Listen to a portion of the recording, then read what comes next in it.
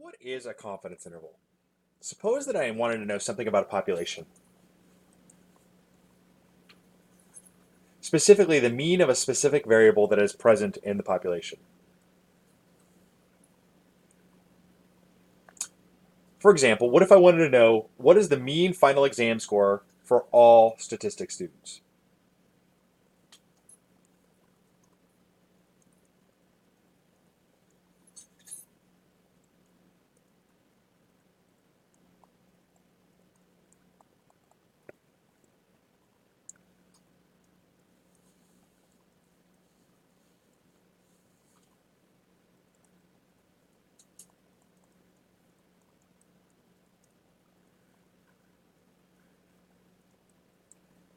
It might be really difficult to collect all of the exams from all of the statistics students. So what we would like to do is to take a sample of the statistics students and use that information to determine the population mean. In mathematical terms, we're using the sample mean, x bar, to estimate the population mean, mu.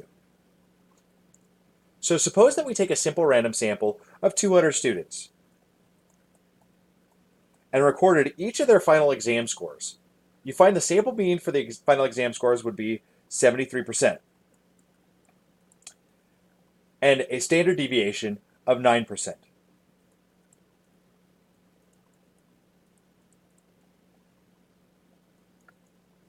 So suppose, is 73% a good estimate? Well, it's the only one that we have, and so it's our best estimate right now. In fact, this is called the point estimate.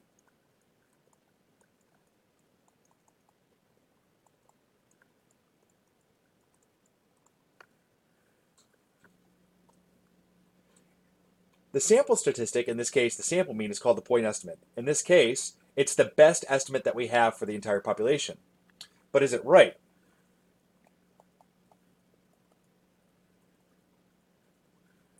It's really unlikely because we're selecting our sample out of a much larger population.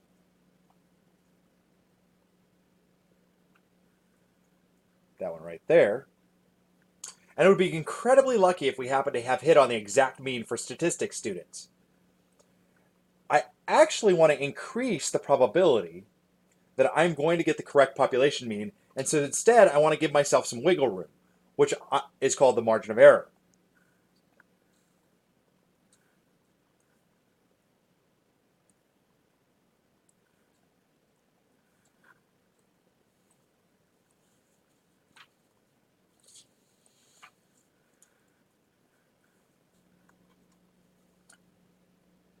Instead of a point, I'm going to have an interval or a range of values that will be more likely to contain the actual population mean. This interval, which is an estimate of the population mean, is made up of two things. At the center of the interval is x bar,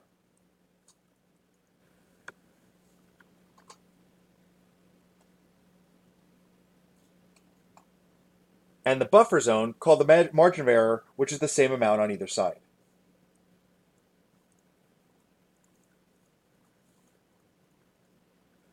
So in this example, we create a point margin of error. This is 0.1 plus 1 here and minus 1 here. Okay. We subtract the margin of error from the sample mean to get the lower bound of the interval, and add the margin of error to the sample mean to get the upper bound for the confidence interval.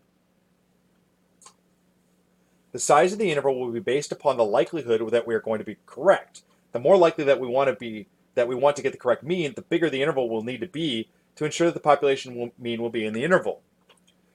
Now what we've done is we've actually increased our likelihood because we are saying the population mean is between 72 and 74 instead of having to be exactly 73.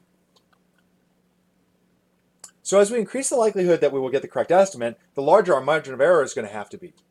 The likelihood that a confidence interval will include the population mean is called the confidence level.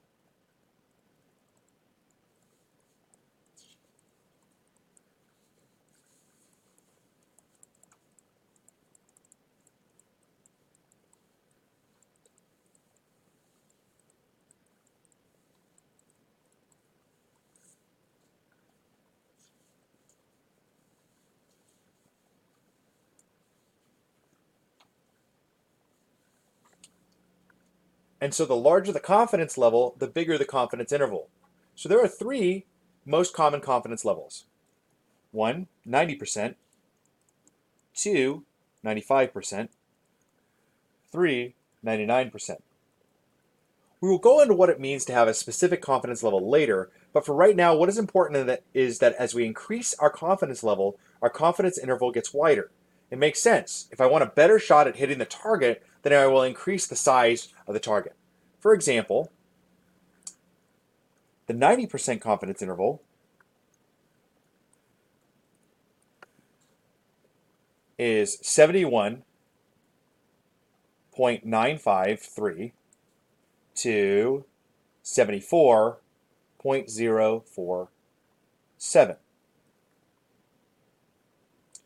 The 95% confidence interval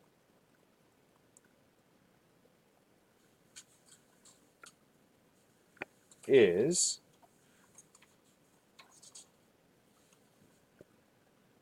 71.753 to 74.247. And the 99% confidence interval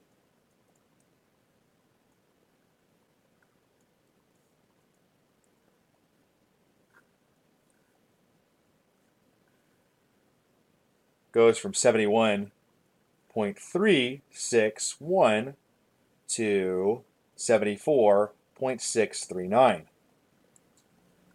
Notice that as we increase our probability, go from 90%, where we have the smaller one, to 95%, where we get larger, and 99%, where we have the largest confidence interval, that the size of the interval changes. Now, and specifically, what doesn't change is the point estimate or the sample mean. X bar remains the same. So X bar remains the same in each case. What changes is the margin of error. In this case, the margin of error gets larger as we increase the likelihood that we will end up with the true population mean. So the most accurate estimate for our population mean will be the 99% one. But the smallest interval, or what we might call the most precise one, will be the 90% interval. Okay, so this one's most precise. That is, if it's right, we have the littlest margin of error. But the one that's perhaps the most accurate, because it gives us the most wiggle room, is going to be our 99%.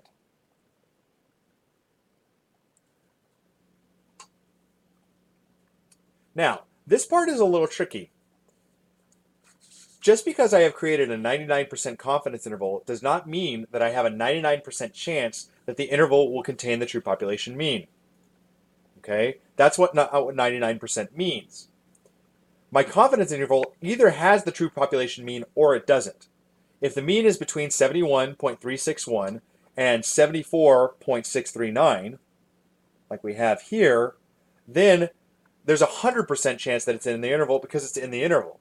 And if it is not in the interval, that means that there is a 0% chance that it is in the interval. What the 99% probability means is that if I use the 99% process, 99% of the confidence intervals that I create will contain the true population mean. My level of certainty is 99%.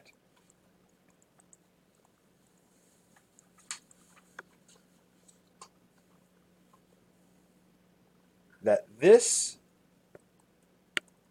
interval will contain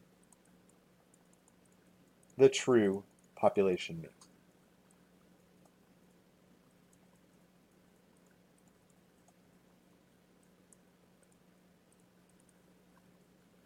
So let's review some key points.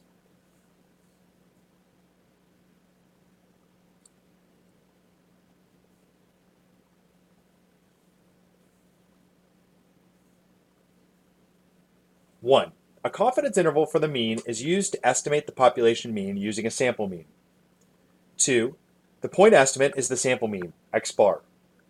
Three, to increase the likelihood that we will actually find the population mean, we construct an interval for possible values for the mean. This interval is called the confidence interval. The buffer zone around the sample mean is called the margin of error. 5.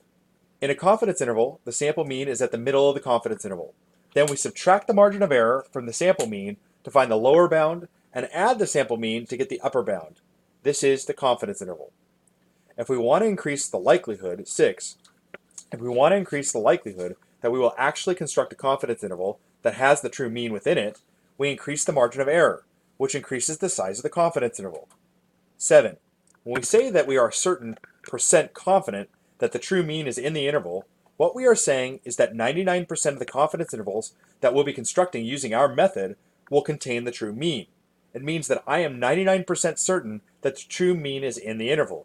It does not mean that there is a 99% probability that the true mean is in the interval. This concludes the video.